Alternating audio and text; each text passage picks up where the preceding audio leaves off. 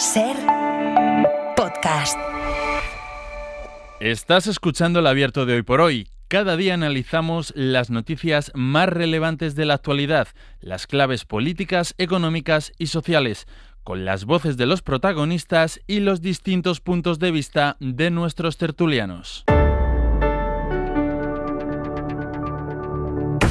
Tiempo para el análisis, tiempo para el abierto. Estamos a martes, hay muchas cosas que contar y muchas cosas que analizar y lo vamos a hacer con la compañía y el análisis de Berna González Harbour. ¿Qué tal? Muy buenos días. Muy buenos días. De Ignacio Escolar, muy buenos días. Buenos días, Ángels. Y de Eduardo Madina, muy buenos días. Buenos días, Ángels. Y vamos a empezar por el principio. Y el principio es todo lo que tiene que ver con el fiscal general del Estado, porque vamos a intentar explicar todos los detalles y explicar con calma el contenido de ese auto que nos ha colocado ante un hecho inédito. Casi podríamos decir que uno más, porque nunca en democracia había ocurrido lo que ha pasado ahora, y es que el fiscal general del Estado esté a borde del sentarse en el banquillo de los acusados. El juez del Supremo, Ángel Hurtado, considera que hay indicios suficientes para acusarle de un delito de revelación de secretos. El magistrado sostiene que Álvaro García Ortiz filtró información secreta del novio de Isabel Díaz Ayuso a la cadena SER, a esta casa. Él, García Ortiz, quería desmontar la mentira que había hecho circular el gabinete de la presidencia, aquello de que la Fiscalía había sido quien había ofrecido un pacto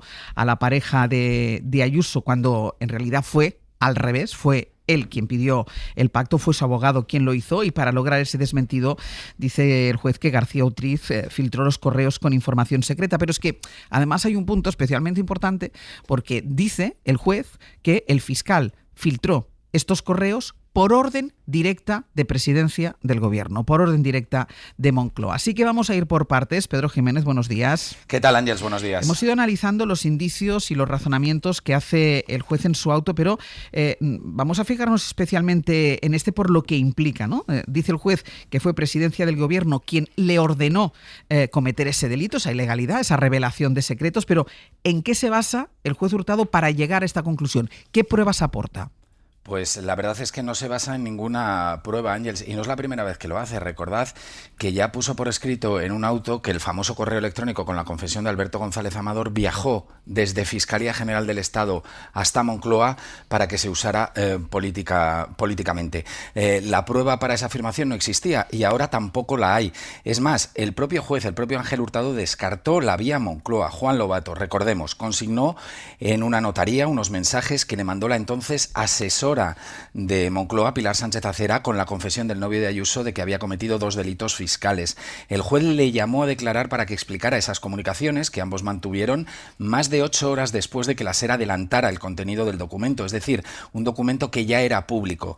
Sánchez Acera en esas horas envió a Lobato un pantallazo con la confesión, pero que no era el famoso correo electrónico que se está investigando. 8 horas después de que la SER desmintiera el bulo de que fue la Fiscalía la que había ofrecido un pacto a Alberto González Amador, cuando todo sucedió al revés, ya circulaban, por lo tanto, más de un documento con ese mismo contenido. Ante este follón, ante este lío, Ángels, Ángel Hurtado decidió cerrar esa línea de investigación y aún así la recupera ahora, con el fin de fiesta, con el cierre de la instrucción, y afirma en el auto que la estrategia delictiva que desplegó el fiscal general con la ayuda de la fiscal de Madrid se hizo por indicaciones de presidencia del gobierno para ganar el relato, y que esa estrategia consistió en filtrar el correo con la confesión de los delitos fiscales de Alberto González Amador, tanto a Moncloa como a la SER, para desmentir el bulo. Tú que estás tan familiarizado con los autos, Pedro, ¿es normal que un juez decida mandar al banquillo a alguien, en este caso al fiscal general del Estado, pero voy a decir a alguien, basándose solo en indicios y no en pruebas?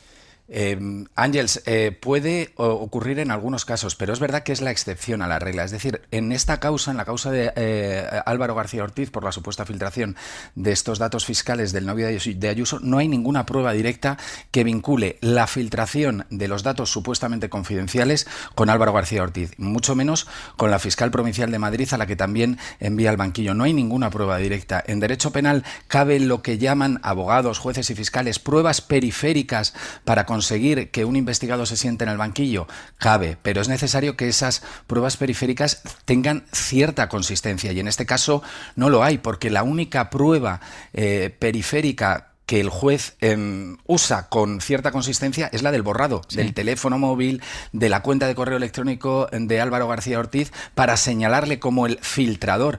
Pero claro, es que ese borrado, Álvaro García Ortiz ha declarado que lo hacía con regularidad, por razones de seguridad, porque maneja información sensible. Hay que tener en cuenta que el fiscal general del Estado es la única persona en España que tiene conocimiento de cualquier causa judicial que esté abierta, esté declarada secreta o no esté declarada secreta, porque hay obligación de informar al superior jerárquico, y más aún si se trata de causas penales con implicación mediática, ¿no? Con repercusión mediática. La otra prueba que utiliza es una llamada perdida del periodista que adelantó esta información, una llamada perdida seguida de un SMS. Claro, el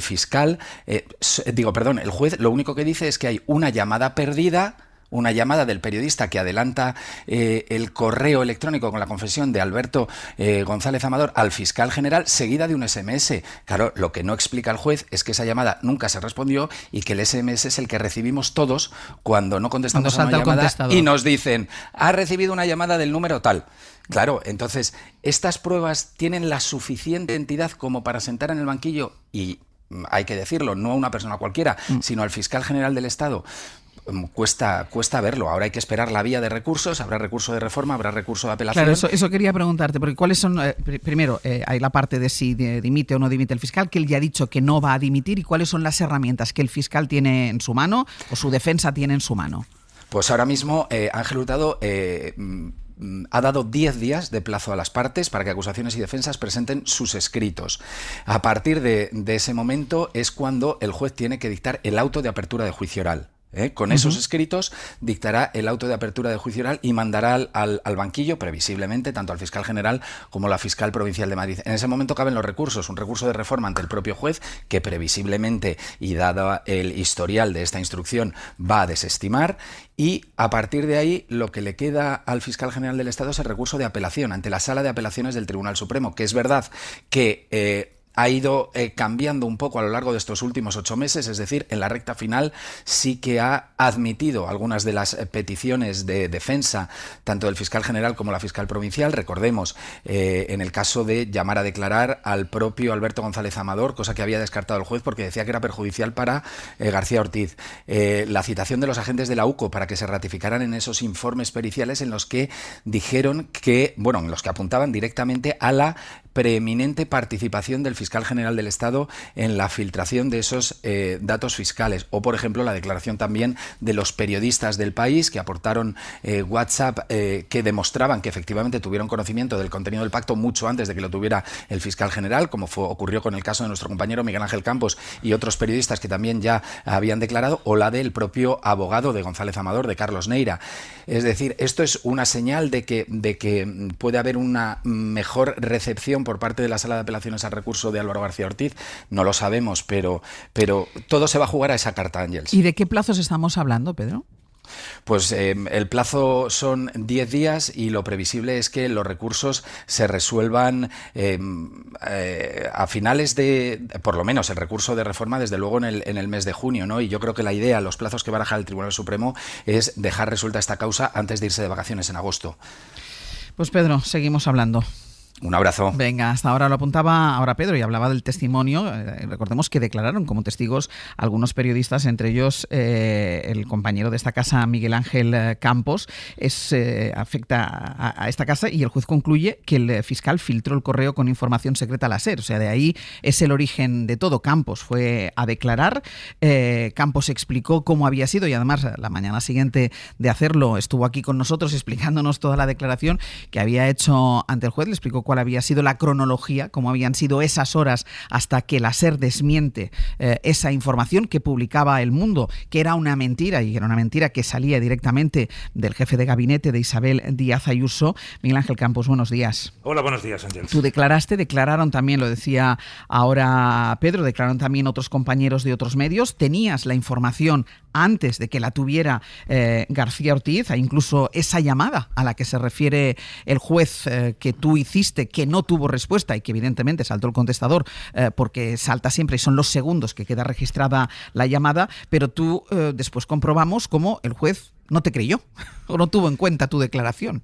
Sí, una llamada de 4 segundos que no devuelve, que también es relevante. Como dice Pedro, efectivamente se hace esa llamada, salta el buzón de voz y ahí se queda. Y la UCO ha tenido acceso a todas las llamadas telefónicas del fiscal general del Estado, de Álvaro García Ortiz, y esa llamada no es devuelta, no aparece por ninguna parte.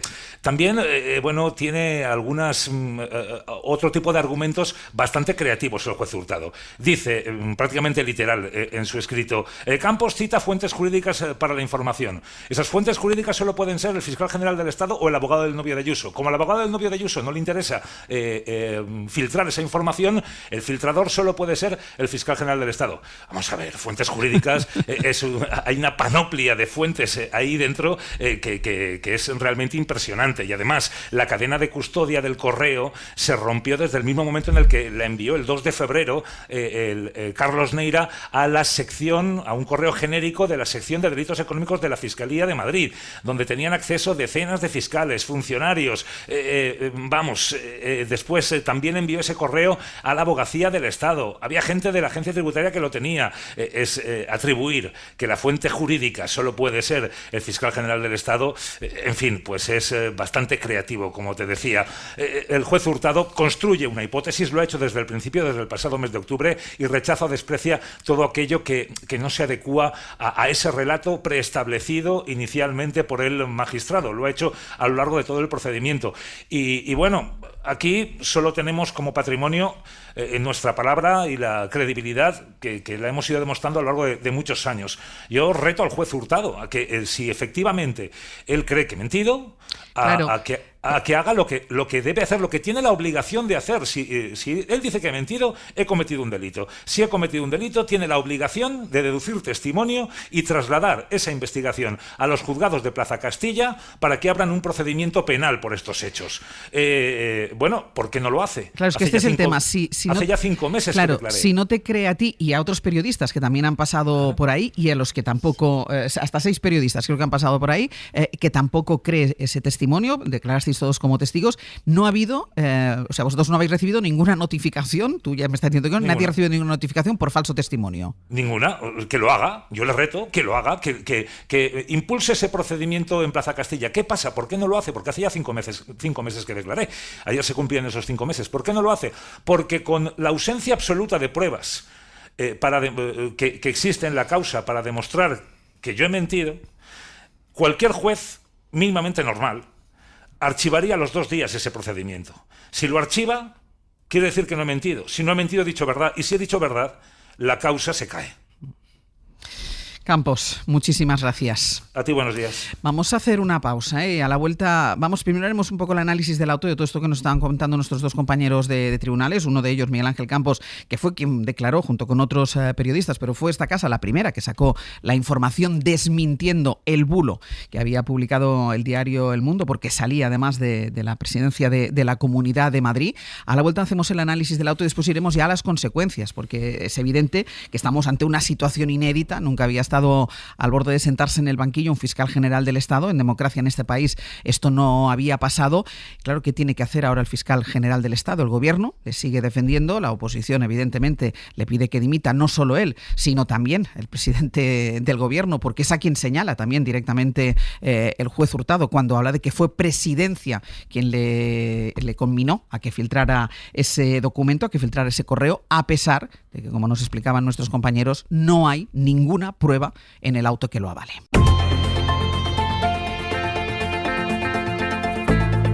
El Abierto. Ser podcast.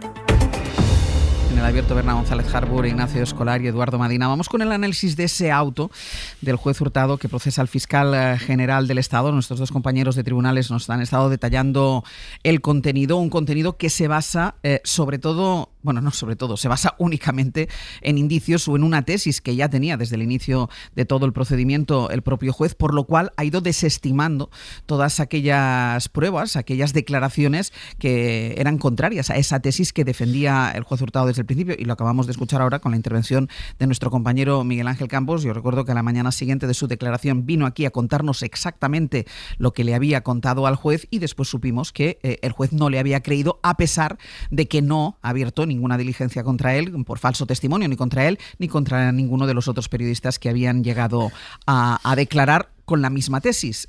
Ellos tuvieron acceso a esa información antes de que la tuviera el fiscal general del Estado. Ignacio.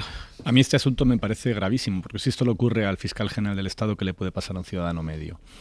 Creo que habéis explicado muy bien en qué consiste este procesamiento. El juez Hurtado venía con una sospecha de origen, que ha sido el fiscal general, y a lo largo de estos 8 meses no ha encontrado una sola prueba nueva que ahonde en su sospecha, porque con lo que arranca esta investigación, que es con el hecho probado y reconocido por García Ortiz, de que él pidió los datos de ese correo, que se movilizó para encontrarlos, lo hizo según su explicación para publicar una nota de prensa ante una noticia falsa. Eso que se convierte en ganar el relato, claro, ganar el relato frente a la mentira, no ganar el relato para favorecer a ningún gobierno y tal. Eso, a partir de ahí, se transforma en una investigación donde aparecen un montón de pruebas que exculpan al fiscal general, 6 testimonios distintos de 6 periodistas distintos de la cadena SER, del País y del Diario.es, incluso una 7ª, que es un periodista del Mundo, que también reconoce en su testimonio que accedió a toda esa información antes de que la tuviera el fiscal general. Y con todas esas pruebas, el juez Hurtado omite todo lo que no le interesa, genera sospechas nuevas sobre los que no tiene tampoco ninguna prueba, porque puede tener sospechas de la filtración por parte del fiscal general, pero pruebas de que el gobierno le diera órdenes directas o que fuese siguiendo instrucciones del gobierno, o de todo eso, es que no hay absolutamente nada. De nuevo estamos ante una sospecha que se basa en, créanme, según la fuente, no hay nada ahí en el que se pueda encontrar un dato que permita corroborar que en efecto el gobierno diera instrucciones al fiscal general del Estado para que filtrara esa información. Y con todo esto y con indicios tan endebles, pues procesa al fiscal general. Y creo que se va a tener que sentar en el banquillo. Dudo que la sala que ha estado revisando todo el juicio lo vaya a exculpar. Pero creo que todo esto no se entiende sin entender pues lo que empezó con una manifestación de muchos jueces contra el gobierno por la ley de amnistía. Creo que no se entiende sin entender que el fiscal general del Estado se ganó enorme enemistad de jueces del Supremo cuando dio una instrucción a la Fiscalía de aplicar esa ley de amnistía, y a partir de ahí estamos en esta situación. Y luego me sorprende muchísimo este doble rasero del juez Hurtado. Es el mismo juez Hurtado que durante su instrucción del caso Gürtel, durante su juicio del caso Gürtel, en el parte del tribunal, primero emitió un voto particular negándose a que Mariano Rajoy fuera a declarar como testigo. Después, durante el interrogatorio, ejerció pues prácticamente defensa central de Mariano Rajoy, intentando evitar que le preguntaran cosas incómodas al presidente del gobierno. Más tarde hizo un voto particular contra la sentencia de la Gürtel, diciendo que no había pruebas de que el PP hubiera cometido nada malo ni ningún delito en el caso Gürtel, algo que, por cierto, el Supremo después rechazó. Más adelante, después, fue el juez que permitió seguir en libertad a la mujer de Bárcenas, algo que tenía muy nervioso al Partido Popular, cuando ya había una condena de la Audiencia Nacional de muchos años de cárcel. Y después de todo eso fue ascendido al Supremo. Y me olvido de una, también fue el juez uno de los pocos jueces de la Audiencia Nacional que se mostró en contra de que Enrique López y Espejel fueran apartados de la causa Gürtel por su evidente parcialidad sobre ese asunto, por sus nexos con el Partido Popular. Esta es la primera instrucción que hace en el Supremo. Después de todas esas cosas en la Audiencia Nacional fue ascendido por un CGPJ con la mayoría caducada, fuera de su mandato democrático, y en el Supremo su primera instrucción es esta. Madina. Bueno, yo creo que estamos ante un caso con un altísimo volumen de ruido alrededor. No ha habido ni un solo paso de todo este largo proceso, primero de conocimiento del asunto, después de proceso de investigación o de instrucción, ahora de procedimiento abreviado, de previsible envío a proceso judicial al fiscal general del Estado, que no haya tenido un enorme debate detrás. Un enorme debate, además, con posiciones imposibles de que se encuentren, ¿no? Ya hay quien considera que este es un juez que ha prevaricado. Y da igual lo que suceda aquí en adelante, todo lo que haya sucedido aquí hacia atrás, porque ya la conclusión está tomada. Es un juez que está, por cuestiones políticas, decidiendo prevaricar conscientemente. Y enfrente ya hay quien ha decidido que el señor Álvaro García Ortiz no tiene derecho a la presunción de inocencia, que ya es culpable de todo lo que se le acusa, que es un señor que obedeció órdenes de la presidencia de gobierno para dañar a la pareja de una rival política, es decir, para dañar a una rival política, que es Isabel Díaz Ayuso. Y por tanto ya hay dos posiciones que son completamente irreconciliables y dos decisiones ya tomadas, ¿no? Yo no sé tanto. Yo solo sé que el artículo 197 del Código Penal protege la comunicación entre la Fiscalía y las partes que forman parte de un procedimiento judicial, Sé que a la Fiscalía General del Estado le corresponde velar por la legalidad. Sé que se habilita desde ayer una pregunta de si es creíble un fiscal general del Estado capaz de hacer eso, velar por la legalidad, cuando está procesado por un posible delito de revelación de secretos ante el Tribunal Supremo. Sé que se habilita otra pregunta. ¿En qué medida la ejemplaridad que se le exige a la Fiscalía General del Estado es posible de aquí en adelante? Otra más. ¿En qué medida es posible un papel normalizado de la Fiscalía personada en este procedimiento contra el jefe de la Fiscalía procesado ante el Tribunal Supremo? Y la última de todas, ¿en qué medida el propio Álvaro García Ortiz puede defenderse bien siendo procesado mientras sigue siendo fiscal general del Estado, ¿no? Yo creo que estamos en una situación inédita. Creo que no habíamos visto un panorama como este nunca en todo el recorrido democrático. Creo que todo este ciclo de politización tan elevado alrededor de este caso no le ha hecho ningún bien. En primer lugar, al propio Álvaro García Ortiz. Y en segundo lugar, a todo el plano deliberativo que tenemos alrededor del principio de ejemplaridad, que yo creo que es exigible a nuestras instituciones, y entre ellas alguna de las más relevantes, como es la propia Fiscalía General del Estado. Le corresponde al Tribunal Supremo decidir si hay o no delito. Es verdad que los indicios son más débiles de lo que se esperaba desde el punto de vista de quien manda a un proceso judicial a un señor como es Álvaro García Ortiz, que además es el fiscal general del Estado, y que en este procedimiento abreviado todo hacía indicar que iban a estar más solidificados, ser más sólidos para tomar la decisión que ha tomado. Pero más allá de eso, es al tribunal al que le corresponde decidir cuál ha sido el papel de Álvaro García Ortiz y si ha o no incumplido el artículo 197 de la Constitución y por tanto del Código Penal, y si por tanto ha cometido o no un delito de revelación de secretos, que tiene pena de cárcel y pena de inhabilitación. Y al menos a mí, no sé si a nosotros, pero desde luego sí, al menos a mí me corresponde decidir que la presunción de inocencia de Álvaro García Ortiz sigue vigente hasta que un juez no demuestre lo contrario y que los jueces no prevarican excepto que un tribunal demuestre lo contrario. ¿Verdad? Vamos a ver, yo sobre lo que debe hacer el señor fiscal general del Estado me gustaría un poquito más luego adelante. Hablamos, sí, luego hablamos. O sea, porque me quisiera detener en el auto en un primer término, ¿no? Y lo que aquí estamos apreciando yo creo que es sin ninguna duda una colisión frontal entre el Tribunal Supremo, o sea, una máxima instancia de la justicia, y no ya la Fiscalía General del Estado, sino el Gobierno. Porque quiero subrayar que lo que apunta este juez Hurtado no es solo al fiscal general, sino a las indicaciones recibidas de la presidencia del Gobierno. Y ahí es donde me quiero detener. Es decir, sin aparentes indicios, ninguneando efectivamente, como ha explicado muy bien Miguel Ángel Campos, el testimonio de los periodistas, que el propio Miguel Ángel Campos a pecho descubierto dice que me denuncien, ¿no?, por falso testimonio si creen que he mentido. Bueno, desdeña este juez de una manera muy humillante el testimonio de esos periodistas que han dado muchos detalles de cómo conocieron esos correos antes de que los tuviera el fiscal general. Es decir, estamos ante yo estoy de acuerdo ahí con Ignacio, estamos ante un caso en el que se aprecia una voluntad del juez que va por delante de los indicios o pruebas que lo van sustentando, ¿no? Desde luego abierta a lo que suceda en el futuro y a que lo juzgue el Supremo y a que llegue a las conclusiones que llegue. Pero, sin ninguna duda, vemos una colisión.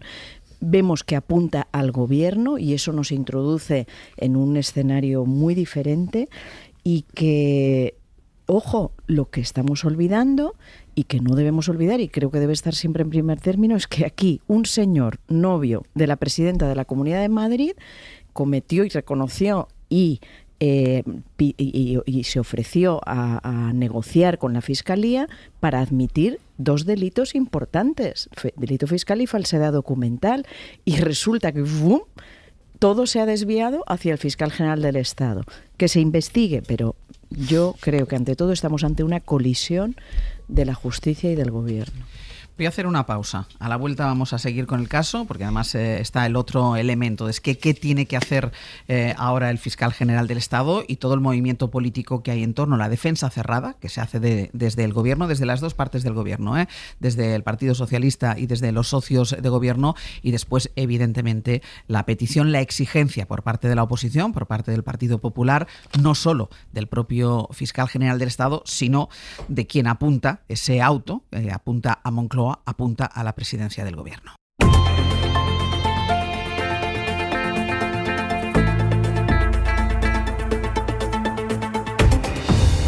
Abierto, Berna González Harbour, Ignacio Escolar y Eduardo Madina. Ahora vamos a avanzar un poco, vamos a ver el siguiente paso sobre lo que tiene que hacer o no el fiscal general del Estado.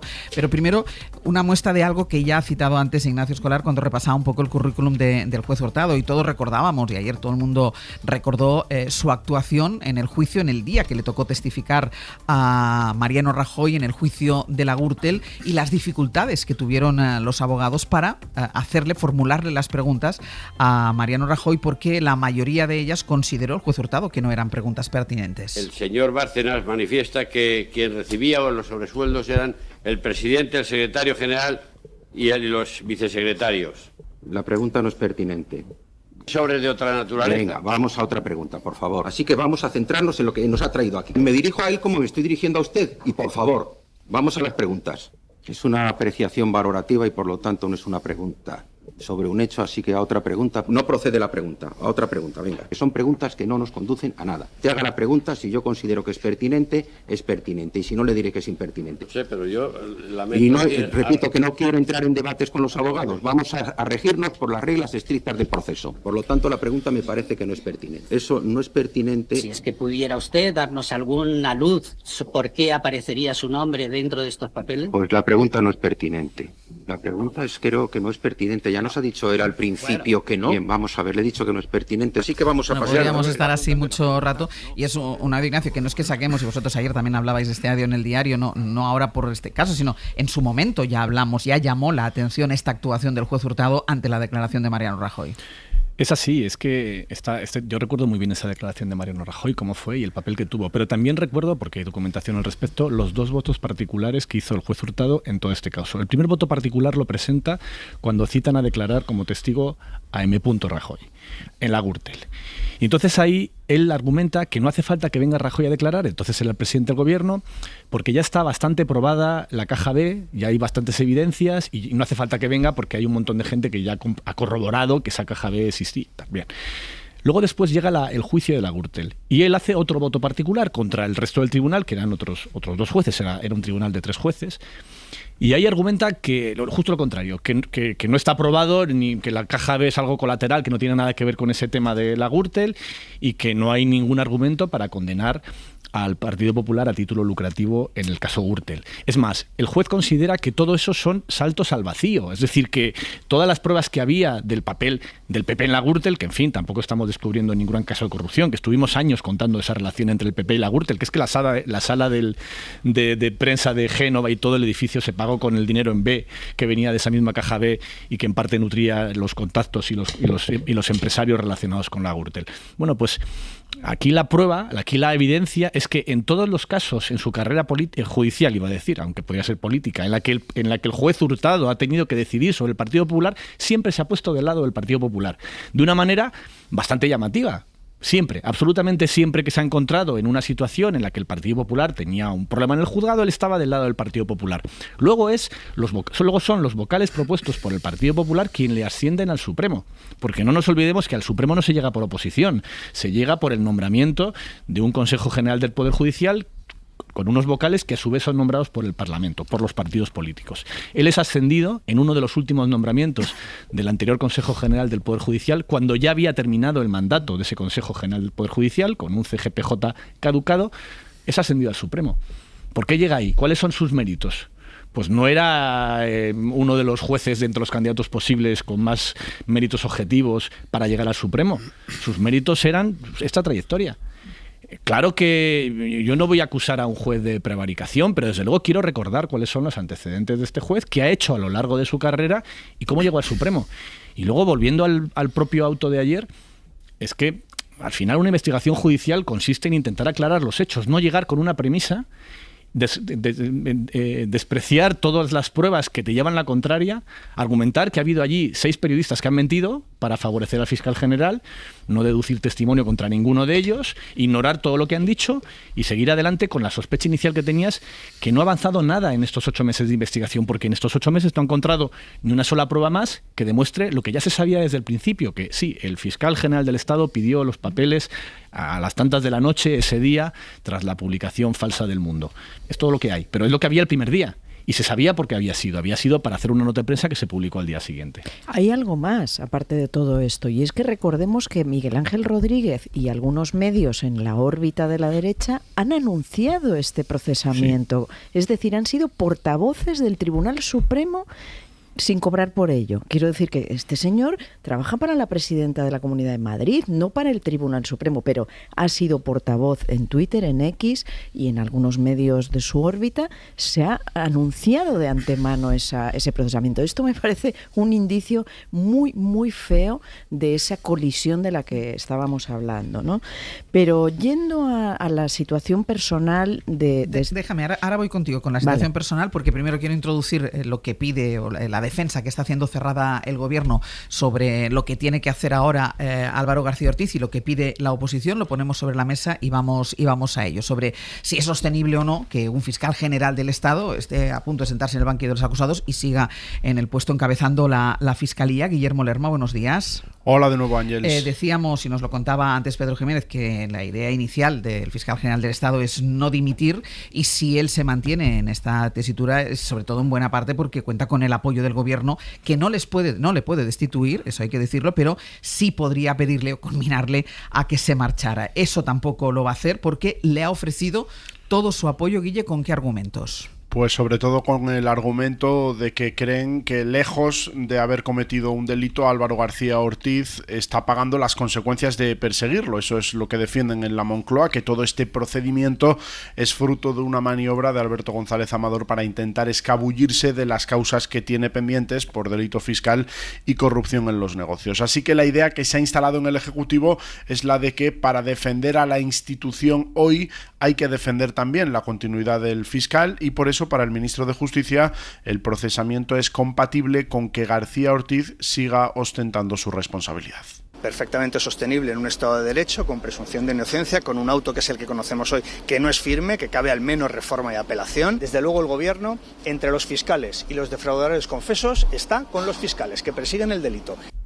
En el Ejecutivo es cierto que no ha sorprendido la decisión, muchos daban por hecho que iría en este sentido, pero lo que sí que hay es indignación, sobre todo por el hecho de que el magistrado, al que cuestionan abiertamente, asegure en el auto que la filtración parte de una orden de la Moncloa, algo que desmentía, evidenciando su cabreo, el ministro Bolaños. Quiero negar rotunda y categóricamente esto. Esto no sucedió nunca y lamento muy mucho que el Tribunal Supremo haga una afirmación tan grave sin ninguna base probatoria, porque esto no sucedió nunca.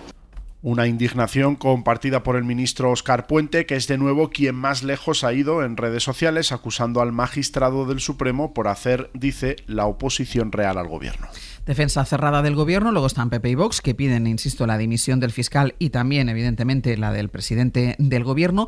Y luego están también los socios del gobierno de Pedro Sánchez, que ellos hablan directamente, algunos de ellos hablan directamente de un caso de lawfare, Guillermo, de jugar sucio utilizando para ello el sistema judicial. Sí, hablan de un paso más en la operación coordinada que dicen hay desde distintos poderes para derribar al Ejecutivo. Lo afirmaba ayer desde Sumar el portavoz de Izquierda Unida, Enrique Santiago, para quien el fiscal es solo una cabeza de turco. Y claro, la duda que surge es si no se está utilizando al fiscal general del Estado como cabeza de turco para continuar esta guerra jurídica contra otras instituciones del Estado, lo cual sería de una gravedad nunca vista. Esa es la posición que comparten también otros partidos de izquierda como Podemos. El PP suma la decisión del Supremo a la lista de razones por la que no solo el fiscal, sino el gobierno en su conjunto debe dimitir, que es lo que pide también Vox y lo que coreó el partido de Feijóo este fin de semana en la calle. Para Borja Semper, la situación después de la decisión del Supremo no tiene precedentes, es inédita e insostenible. Es extraordinariamente grave.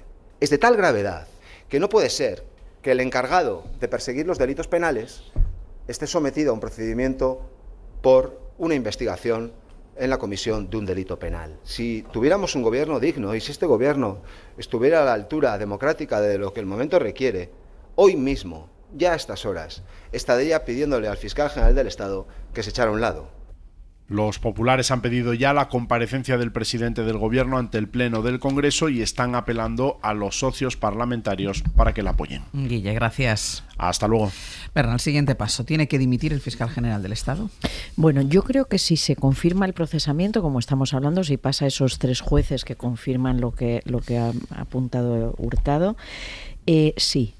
Sí, y así lo dice hoy el editorial del País. Y yo creo que es muy interesante verlo no con dramatismo, sino como salvaguarda, primero de él mismo, porque va a poder defenderse mejor, y segundo, como figura en la que se está convirtiendo ahora de cortafuegos entre esa batalla judicial y el gobierno. Es decir, ahora mismo él es una zarza ardiendo entre el Tribunal Supremo y Moncloa. Y yo creo que es mejor apartarse, o sea, por no tensionar la institución que representa, que debe salvaguardar las leyes y el cumplimiento de la legalidad, evidentemente en todo el territorio nacional, por la institución, por él mismo, por el papel de cortafuegos que está teniendo como zarza ardiendo entre el Supremo y el Gobierno, y por pulcritud democrática. Y sin dramatismos, es decir, creo que deben asumirlo no como concesión a las exigencias de la derecha, sin dramatismos, por apartarse, por defenderse, y cuando se restituya su honor, si se restituye, porque es muy probable que esto no lleve a ningún lado, pues que se le devuelva a la vida pública en la mejor posición posible. Yo creo que hay que restar dramatismo a esa posición, no convertirlo en un caballo de batalla tan significativo, y rebajar la tensión que levanta su presencia en ese puesto. Edu. Bueno, ya lo he dicho en la primera intervención, ¿no? Yo comparto plenamente lo que acaba de decir Berna González Harbour. Creo que, en mi opinión, lo debía haber hecho hace ya tiempo. Por el recalentamiento que ha generado en el debate público el procedimiento, que ahora ya ha pasado a procedimiento abreviado y que va a ir a un procedimiento judicial. Todo indica que va a ir a un procedimiento judicial, ¿no? Así que creo que por una cuestión de protección de la propia institución y de facilitación de su propia defensa ante este procedimiento judicial, creo que es la decisión que convendría que tomara. ¿La va a tomar? No tengo ni idea. Lo que espero es que si la toma, la tome él. No la tome el gobierno. Le corresponde a él decidir, a la Fiscalía General del Estado y a su titular, en este caso el señor García Ortiz, qué hace a partir de lo que ha sucedido ayer, con su continuidad o no al frente de la Fiscalía, ¿no? Y ojalá no volvamos a ver nunca un caso como este, de tanta politización alrededor de una figura, del Fiscal General del Estado, en un procedimiento como este, que si todo es como parece, pues seguramente terminará en nada, ¿no? Yo lo deseo. Para mí sigue siendo inocente mientras nadie demuestre lo contrario. No me creo el exceso de politización que ha venido por ninguna de las partes. Me parece que el oportunismo del primer partido de la oposición en todo este caso ha sido una constante desde que empezó, desde que saltó a los primeros tuits y a las primeras informaciones. Ha sido una constante de oportunismo el que ha venido ejerciendo el Partido Popular, y creo que a partir de aquí nos corresponde ese debate. ¿Qué es para la propia institución mejor que haga el señor García Ortiz? Y yo creo que es una decisión que tiene que tomar él, pero que creo que la mayoría de nosotros vamos a compartir que debería dar un paso atrás. En el abierto, Berna González Harbour, Ignacio Escolar y Eduardo Madina, hablando de lo que consideran cada uno de ellos que debería hacer ahora el fiscal general del Estado con esa defensa que hace de su figura y de su persona el gobierno, y esas exigencias de dimisión por parte de la oposición. Consideran Berna y considera Edu que debería dimitir, sobre todo para destensar a la institución, y decía Berna, y hacerlo sin dramatismos, para él poderse defender mejor y para que una institución de un nivel y de un calibre como este, y el papel que juega en la democracia de este país, bueno, pues no se vea tensionada por todo lo que está sucediendo. Ignacio. Pues yo estoy en desacuerdo con los dos. Yo no estoy de acuerdo en que deba dimitir. Creo primero que presentar esto como una politización por ambos bandos ignora la realidad. Basta con leer los autos, las pruebas disponibles, los precedentes. Basta con informarse, y hoy hemos informado bastante, para saber exactamente qué tipo de injusticia es este procesamiento. Y esta causa judicial, desde el origen, porque esto arrancó, hay que recordarlo, investigando una nota de prensa, que fue un poco el MacGuffin que se utilizó para que la trama avanzara, el truco judicial con el cual se siguió avanzando hasta llegar al Tribunal Supremo, diciendo, no, como Álvaro García Ortiz ha confesado que es el responsable de la nota de prensa, ya es culpable, ya se le puede investigar, ergo al Supremo. Y llega al Supremo y dice, aquí no hay ningún delito, ahora le investigamos por otra cosa, por la filtración en sí. Y por eso creo que esto me parece que sienta un precedente nefasto, no solamente porque es dar por bueno que un proceso judicial de estas características, donde toda la investigación no ha aflorado una sola prueba que permita demostrar esa sospecha que tiene el juez Hurtado, más bien al contrario, no han aparecido pruebas que desmontan la teoría del juez Hurtado, salvo que el fiscal general del Estado tenga una máquina del tiempo y pueda retrasar el tiempo 31 horas para poder darle a los periodistas la información de la que disponían, pues eso, mucho antes de que él la tuviera, porque la instrucción judicial ha encontrado de manera clara en qué momento, a qué hora el fiscal general del Estado tiene esa información filtrada a los medios. Y claro, en el momento en que hay 6 personas que te dicen, no, pero nosotros lo teníamos de antes, e incluso hay pruebas de esa afirmación, porque hay mensajes de la redacción del País demostrando que tenían esas pruebas 31 horas antes de que lo tuviera el fiscal. Cuando tenemos todo esto encima de la mesa, asumir que ahora la responsabilidad es del fiscal y no el juez que se permite acusar al gobierno sin prueba alguna de ser el responsable de todo este asunto, pues me parece que damos un precedente terrible y que no es cierto que esto sea una politización en la que el Supremo y el gobierno hayan actuado a partes iguales haciendo cosas igualmente lamentables. No lo veo así. No creo que haya por parte del gobierno algo equivalente a esto, de verdad que no lo veo. Y creo también que sienta un precedente terrible no para este fiscal, para todos los fiscales, porque todo esto arranca con la denuncia de un delincuente confeso, de un defraudador confeso, de alguien que ha reconocido ya a su abogado, pues eso, que defraudó, que cometió varios delitos, 2 delitos fiscales y un delito de falsedad documental. Yo creo que tenemos que respetar las reglas del juego siempre, afecten a quien afecten y pase lo que pase, ¿no? Estando de acuerdo contigo en todos esos saltos mortales que hace el auto sin indicios, etcétera. Vamos a ver al fiscal general del Estado en el banquillo de los acusados cuando ante sí va a tener jueces y va a tener fiscales que dependen de él. Yo creo que no es sano para las instituciones y no es bueno para el gobierno. Es decir, en la línea de lo que decía antes, de que el acoso al gobierno para que caiga va a ser tremendo. Yo creo que hay que hacerlo antes y sin dramatismos. Y diré más, cuando los políticos, representantes del pueblo, están en situaciones así, cuando han estado imputados o ahora lo que llamamos procesados, hemos exigido sus dimisiones. No contemplamos un Camps. Pues depende de cada caso. No.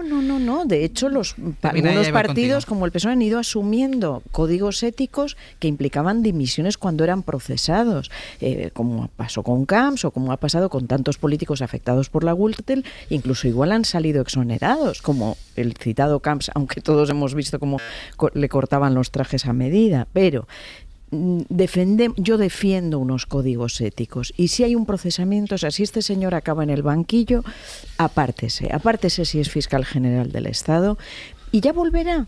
Quiero decir que yo confío en que va a volver y que volverá con el honor restituido, porque nadie le ha cortado un traje a medida. Es decir, son casos diferentes. Pero si lo exigimos de los políticos, creo que lo debemos exigir e insisto, hágase sin dramatismos, sin concesiones a la derecha, por pura salvaguarda de la institución, del gobierno y de su persona. De todas formas, y ahora voy contigo, Ignacio, sin dramatismos, tal como está el ambiente político, eso ojalá por se eso pudiera, es mejor hacerlo cuanto antes, se pudiera hacer así. No esperar a extremar toda esta exigencia. Es que de verdad, en este caso, lo mires por donde lo mires, ¿cuál es lo que ha hecho mal? ¿Qué ha hecho mal el fiscal? No, simplemente va a haber un auto de procesamiento. No, evidente, entonces, lo que estamos esas comentando. Son las formas pero de nuestro para mí lo Estado de escandaloso Derecho. Es el auto de procesamiento, no la actuación del fiscal general del Estado.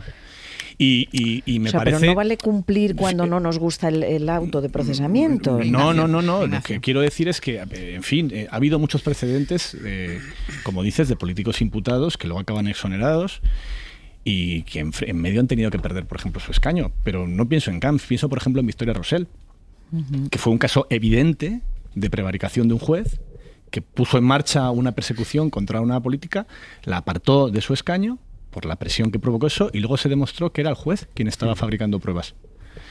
Yo no me atrevo, ni mucho menos, a comparar la actuación de ese juez con el caso del juez Hurtado, pero con las evidencias que ha demostrado esta investigación, tengo claro que no hay una prueba contra Álvaro García Ortiz. Y luego me pasa otra cosa, y nos pasa a muchos periodistas en este tema, que es que mi redacción sabe de dónde vino ese correo, sabe cómo llegó ese correo, sabe cómo vino la filtración y cuál fue el origen. Y sabemos, y lo hemos dicho ante el Supremo, que no fue ninguno de los 2 fiscales imputados. Ni Álvaro García Ortiz, ni la fiscal provincial de Madrid. Lo sabemos a ciencia cierta. No es que estemos analizando algo con evidencias que tenemos de terceros. Tenemos la prueba evidente de que no fue él. Sabemos que no fue él. Lo hemos declarado, nuestros compañeros lo han hecho ante el Tribunal Supremo. Yo me veo incapaz de pedir la dimisión a alguien que sé que es inocente. No, porque sé la información de lo que ha pasado ahí, igual que lo sabe Campos, igual que lo saben los periodistas del país, igual que lo saben los periodistas del mundo. Sí, pero es una alta institución del Estado que se va a sentar en el banquillo de los acusados. Y es terrible, y habrá que preguntarse cómo hemos llegado hasta aquí. Sí. ¿Y por qué tiene que ser el inocente el que presente la dimisión? Y lo estamos explicando. ¿Y qué pasa si luego después acaba exonerado? ¿Va a dimitir el juez Hurtado? Por su investigación. Bueno, igual hay que ¿Ha dimitido abrirle alguien en el Supremo todas las veces que han sido sus sentencias reprobadas y tiradas por el suelo? No digo en el Constitucional, que ahora lo consideran poco menos que una plaza de toros. En Europa, cuando tumban la doctrina Parot, ¿dimite alguien en el Supremo? Cuando se considera que ha habido violaciones de los derechos humanos en la justicia española, pero ¿dimite alguien debate, en el Supremo? Ignacio, es el que mismo. Me parece muy interesante es el de la impunidad del Supremo ante sus decisiones y cómo todos, y cómo incluso alguien como el fiscal general del Estado se convierte en alguien indefenso en esta situación. Y luego hay una cosa, Eduardo. No. Ah, pensé que ibas a decir algo. No, si quieres, si me dejas, sí, si quieres cerrar el bloque. Vale, es que no sé cómo vamos de hora. No, vas bien. Bueno, yo creo que a los jueces les corresponde calibrar quién es inocente y culpable. Y a nosotros exclusivamente defender su derecho a hacerlo. Yo no creo que por declarar inocente un juez a un procesado deba dimitir de nada, porque estaríamos dando por completo la vuelta a lo que significa el Poder Judicial en España. El primero que conoce un caso de estos, que yo recuerde, es el PSOE, con un caso ya olvidado, un poco prescrito en la memoria de este país, de un hombre que fue presidente del gobierno de Castilla y León, llamado Demetrio Madrid. Por un procedimiento judicial donde él dimite de la institución que dirige, que es la presidencia del gobierno de la Junta de Castilla y León. Un tal José María Aznar es quien le sustituye como presidente de esa junta, y un tiempo después se termina declarando inocente de los cargos que se le imputaban y por los cuales fue procesado ante un tribunal el propio Demetrio Madrid. El PSOE, a pesar de ese caso, que es quien primero lo sufre en el año 1986, tiene dentro de su código ético, si no recuerdo mal y si no lo han cambiado en los últimos meses, que una vez que se abre procedimiento de vista oral hay que dimitir de la institución en la que se está, sin entrar en valoraciones de cuál fue el pasado de ese juez, sin despreciar las opiniones de quienes no opinan como nosotros, conviviendo de una manera sana con ellas, que creo que es elegante hacerlo.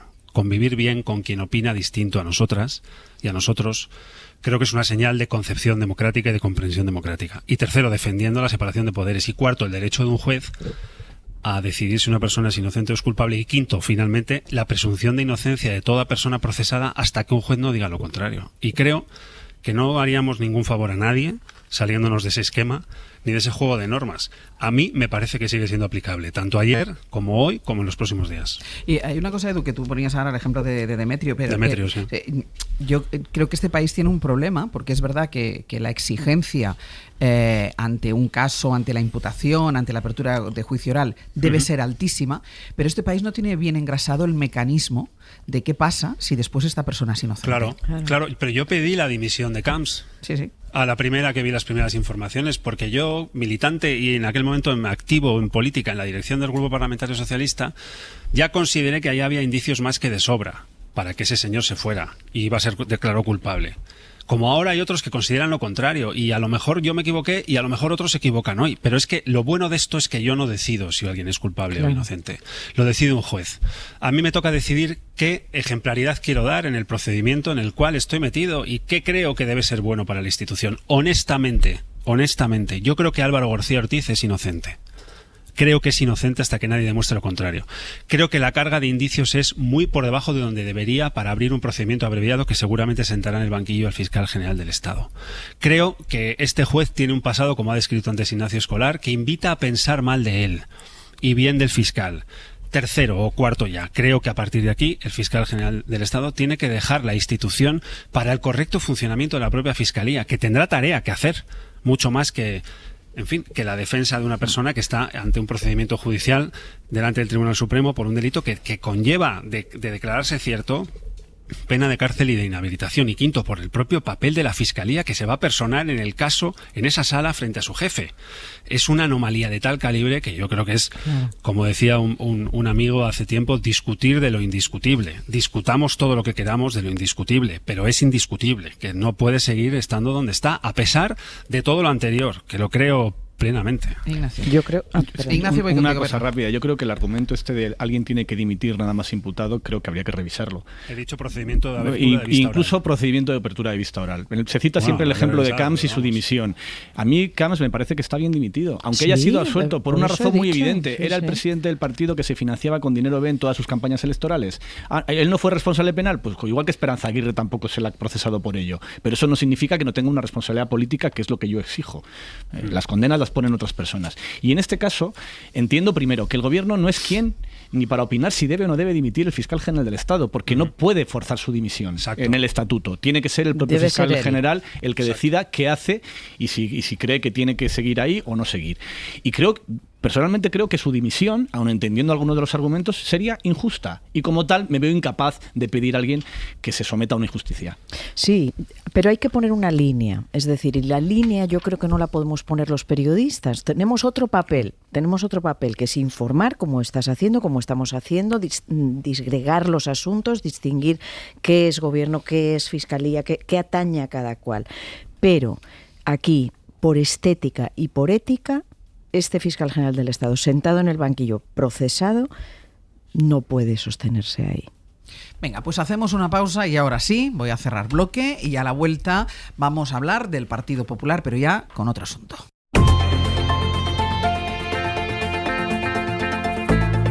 El Abierto. Ser Podcast. En el Abierto, Berna González Harbour, Ignacio Escolar y Eduardo Almadina. Vamos con otro asunto. Nos ha ocupado prácticamente casi todo el Abierto, el tema del fiscal general del Estado, pero me parece importante también hablar de lo que está pasando en el Partido Popular después de la manifestación de este domingo, porque se le abre un frente a las filas del PP y es ese debate interno sobre las primarias del partido. Abrió esta cuestión Isabel Díaz Ayuso el domingo, cuando horas antes de la manifestación contra el gobierno, ABC publicaba una entrevista en la que la presidenta madrileña dejaba claras sus diferencias con Génova en este asunto. David Junquera, buenos días. Hola, buenos días. Porque Feijóo quiere reformar el actual modelo de primarias, que ahora consiste en un sistema de doble vuelta. Ayuso defiende un sistema que dé todo el poder a la militancia exclusivamente, pero la instrucción desde Génova es evitar a toda costa un choque público y no va a entrar a confrontar, aunque la presidenta, y lo vimos también en la manifestación, aunque la presidenta de Madrid quiera ir por libre. No va a entrar a confrontar, aunque con ganas se quedan algunos. Y ojo, lo más importante, no van a variar su hoja de ruta con este tema. Feijóo tiene muy claro que el actual sistema no le gusta, quiere cambiarlo, algo que comparte con su mentor. Rajoy siempre dijo que se lamentaba de haberse dejado llevar por el magma de la nueva política y haber instaurado las primarias en el PP. Por eso la idea del que seguirá siendo presidente popular de Feijóo es volver a darle más protagonismo a los compromisarios. Dicen en su entorno, oye, a fin de cuentas, a los compromisarios, pues los elige la militancia. Se quería hacer esto sin mucho ruido, sin mucho debate. Y si tenía que haber debate, pues que no fuera justo ahora, desviando el foco de los escándalos que sitian al gobierno. Borja Semper trató ayer de enfriar la barbacoa que ha encendido Ayuso. Lo que sucede es que todavía ni se ha presentado el borrador, no se ha presentado el borrador de ponencia de estatutos, y aunque yo le confieso que tengo mi opinión, voy a esperar también a conocer ese borrador. Pero me parecerá bien que cualquiera pueda adelantar en cualquier foro, en cualquier circunstancia, en cualquier lugar, su opinión sobre esta materia o sobre cualquier otra. Lo cierto es que Ayuso puede adelantar su opinión, puede presentar una enmienda, lo que quiera, pero lleva las de perder porque Feijóo tiene el mando del aparato y porque buena parte del partido está con él. Empezando por el varón con, digamos, más tronío, Juanma Moreno, jefe de la potente delegación andaluza, pero siguiendo por sitios con muchos compromisarios como Galicia, Castilla y León, Aragón. A pesar de ello, queda claro que la presidenta madrileña piensa plantar batalla en su cruzada por el un militante, un voto. Ella lo dijo en ABC, pero en las últimas horas pues ha lanzado a varios de sus subordinados para avivar este tema que precisamente ahora Génova querría pagado o fuera de cobertura. Gracias, David. A vosotros. Hasta luego. No solo por el tema de las primarias, que también, pero yo no sé, Eduardo, si tienes la percepción de que a Feijóo, más allá del resultado de la manifestación, que fueron 50.000 personas o 100.000 según ellos, etcétera, pero que él sale un poco más débil de lo que entró en esa Plaza de España. Yo creo que indudablemente. Cuando uno no sabe muy bien cómo responder políticamente, cree que convocando una manifestación se resuelven sus problemas y resulta que los problemas que tiene dentro los subraya al terminar, ¿no? 2, también es un poco extraña la flecha elegida para este congreso interno del Partido Popular. 3, es verdad que el perfil de Isabel Díaz Ayuso, con esto de un militante un voto, yo le podría hacer spoiler y decir que esa frase, pronunciarla no siempre termina bien, ni como uno pretende. Aunque ahí has estado bien, María. Sí, ella sabrá por dónde quiere ir. 4, a mí me parece que el sistema elegido de primarias del Partido Popular en el pasado dio señales alarmantes, ¿no? Esta idea de que primero votan los militantes, sale una candidata, Soraya Sá de Santa María, y después llegan los compromisarios y cambian el voto. Esto es una cultura que creo que en otros partidos sería una cosa bastante inesperada, pero me temo que si el debate consiste en qué procedimiento interno de elección de candidatos tiene el PP, el debate ideológico del PP va a ser un debate pobre y estratégico, y va de nuevo a dar señales pues de que hay una carencia de proyecto político más que evidente dentro de ese partido y una carencia también de orientación estratégica de cómo liderar la oposición, ¿no? De manifestación de 50.000 personas en 50.000 personas en la Plaza España para decir que el gobierno todo mal y que ellos todo bien.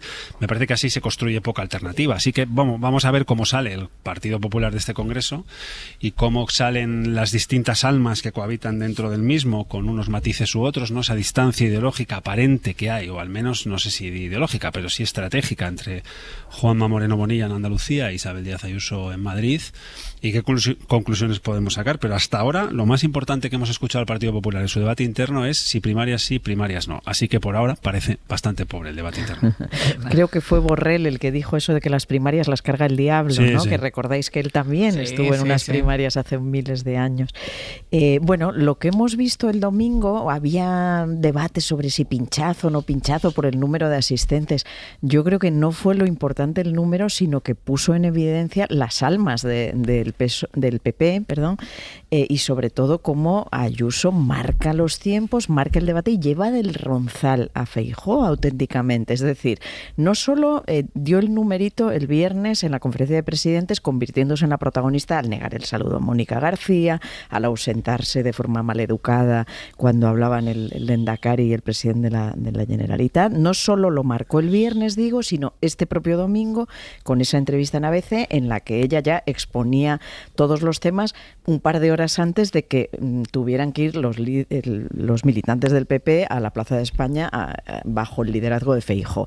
A Feijóo se le diluye el liderazgo y Ayuso aprovecha estos momentos para sentar su cátedra y poner palos en la rueda al presidente. Es así.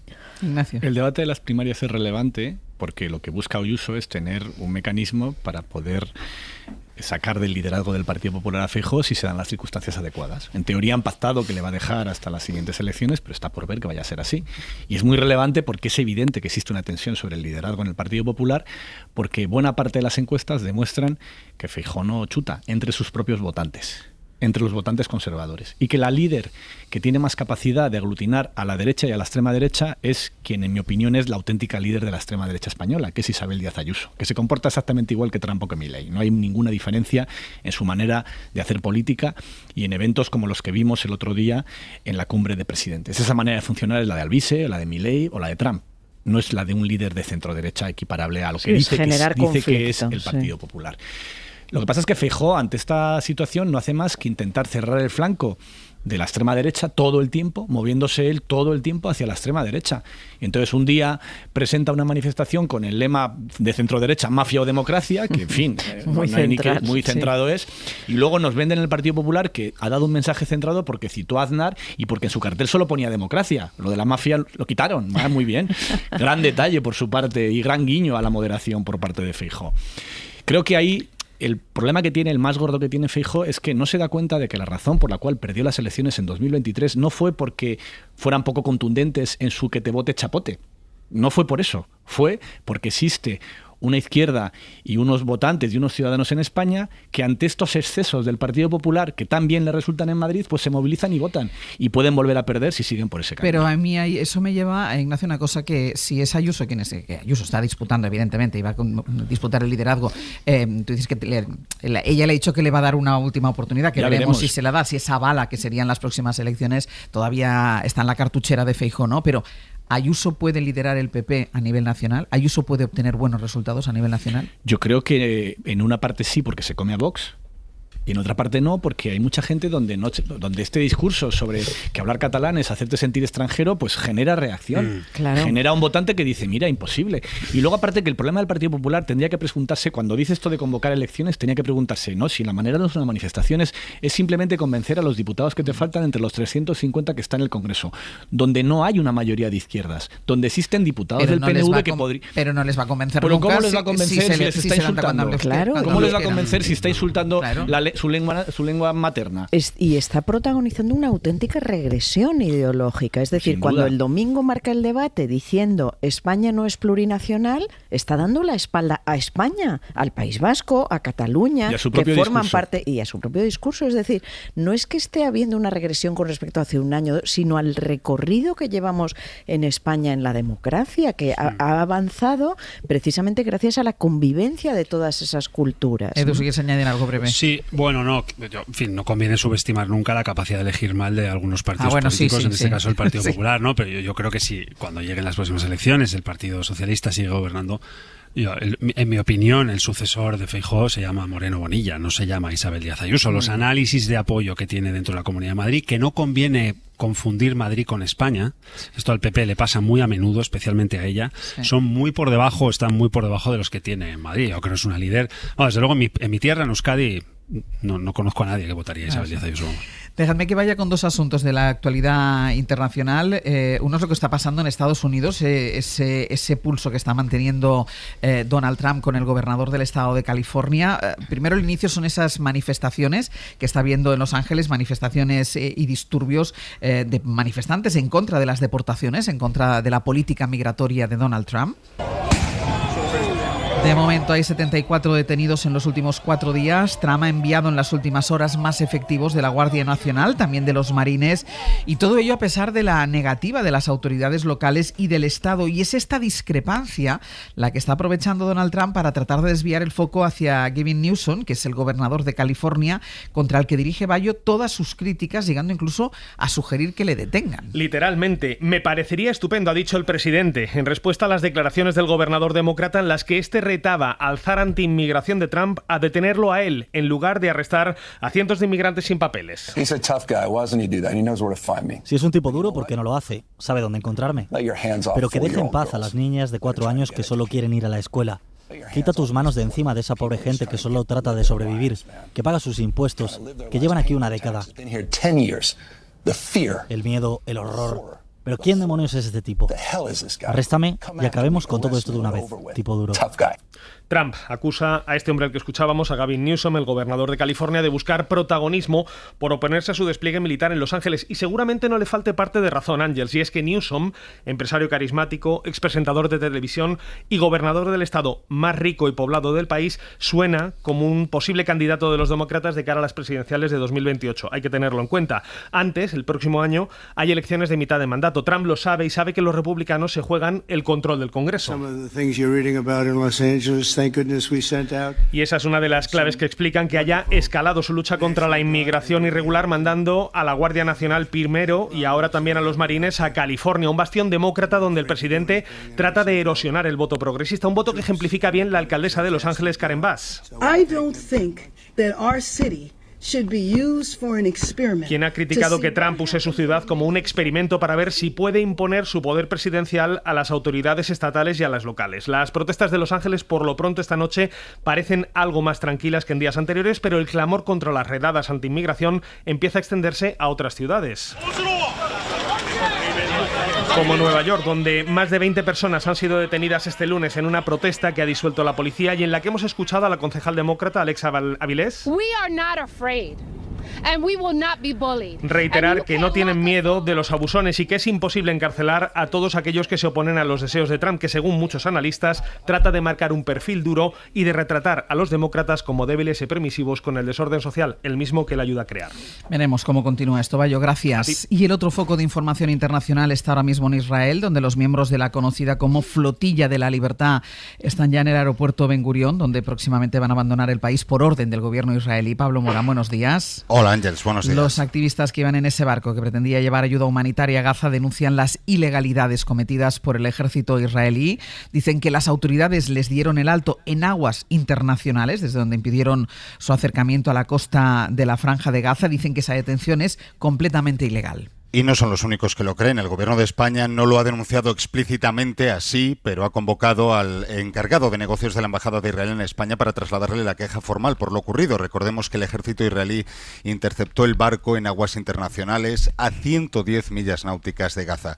17 horas después de ese momento, la tripulación de la flotilla llegó anoche al puerto de Asdod, donde fueron sometidos a un examen médico y a un interrogatorio, y ya de madrugada fueron trasladados al aeropuerto internacional de Ben Gurión, donde están decidiendo si aceptan o no su expulsión del país. Algunos la han rechazado, entre ellas la eurodiputada francesa de los insumisos, que formaba parte de la tripulación.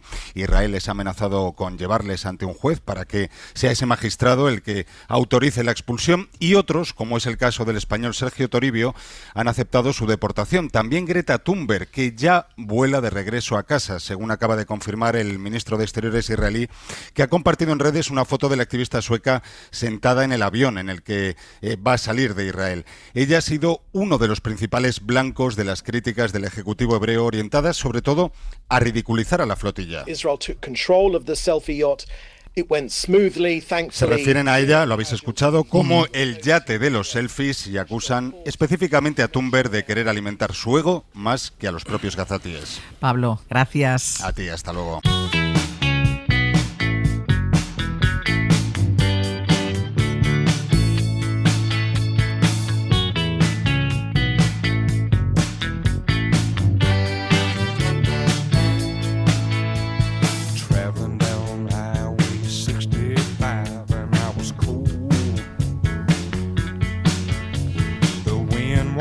Pues vamos a ir terminando ya el abierto. Pepe Rubio, Sergio Castro, buenos días. ¿Qué tal? Música pensada por la inteligencia artificial. Es fascinante, ¿eh?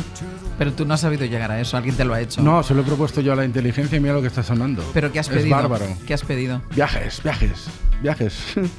Muy bien. ¿Pero en serio que lo has hecho así? Sí. Hay que actualizarse. Eso es que yo pensaba que tú no sabías cómo hablar a la inteligencia artificial. Bueno, ¿pero y cómo has contactado con ella? Pues con carta, con respeto. Le pides una cita y luego la cosa si mejora, pues tienes una segunda cita, claro que sí. Venga. Bueno, vamos a pensar en viajar. En viajar en el Comando Norte con Aitana Castaño y Nacho Carretero, pero vamos a ponderar la idea de por qué no viajar cerca, que es algo que a veces no hacemos. Y tenemos dos ejemplos. Uno es el de nuestro compañero de Hoy por Hoy, ¿sí? Ángel Villascusa, que todos los veranos, con su grupo de amigos, trabajar en este programa y tener amigos es fascinante. Es compatible, pero es bueno. compatible. Viajan a una provincia de España. Sí. En esta ocasión lo van a hacer entre el 6 y el 10 de agosto y han elegido Cantabria. Vale. Y entonces baquetean toda la provincia y sacan sus conclusiones. Vale. Están viajando cerca. Muy y luego otro ejemplo que es el de Andy Robinson, que vendría a ser lo contrario, corresponsal inglés de La Vanguardia, que ha viajado por medio mundo y que siempre que regresa a casa, en Madrid, en el barrio de Lavapiés, tiene la sensación de que donde estaba se parece mucho. También está ese sitio. Es decir, sí. ¿Compensa viajar? Ya no nos compensa viajar lejos, todo es parecido o igual. Vale, bueno, lo vamos a hablar. Bueno, en mis experiencias con Chema Rodríguez vamos a conocer a Viri, no quiere decir su edad, es amiga, por cierto, de Aitana Castaño. ¿También tiene amigos con Aitana Castaño? Sí, también tiene amigos, sí. Y montó el primer restaurante Slow Food, acordáis de aquello del Slow, el movimiento Slow Food en Asturias, pero ella no sabía de qué iba la cosa. Y es socia fundadora del Club de la Guisantera, cocineras que recuperan las recetas caseras. Vale. Y después vamos a meter un jardín con Eduardo Barba, 900-100-800 para las consultas. Todas las dudas que tengan pueden llamar ya al 900-100-800. Y va a hablar de 3 tipos de plantas. Para mí una es comedia, sino en cine comedia, y otra dos sería un drama, ¿no? A ver. La comedia sería plantas de boniato y las más cinematográficas de drama serían Las trepadoras del hambre y Las semillas de la caléndula. Las semillas, es película de terror, Las semillas de la caléndula. ¿Y algo más? Y finalizaremos con Martín Bianchi en 15 minutos de fama. Vamos a hablar de la primera entrevista que ha concedido Iñaki Urdangarín a La Vanguardia tras salir de prisión. Dice que va a ser coach. Vale. Tiene una sección de verano, Iñaki Urdangarín, Sastre. Oye, Sastre. Bueno, vamos a plantear. No está mal. Y Julio Iglesias, que ha comprado una mansión en Orense, será su último retiro, pues bueno, igual probablemente. Pues Berna González Harbour, Ignacio Escolar, Eduardo Madina, hasta la semana que viene. Gracias. Adiós. Adiós. Para no perderte ningún episodio, síguenos en la aplicación o la web de la SER, Podium Podcast o tu plataforma de audio favorita.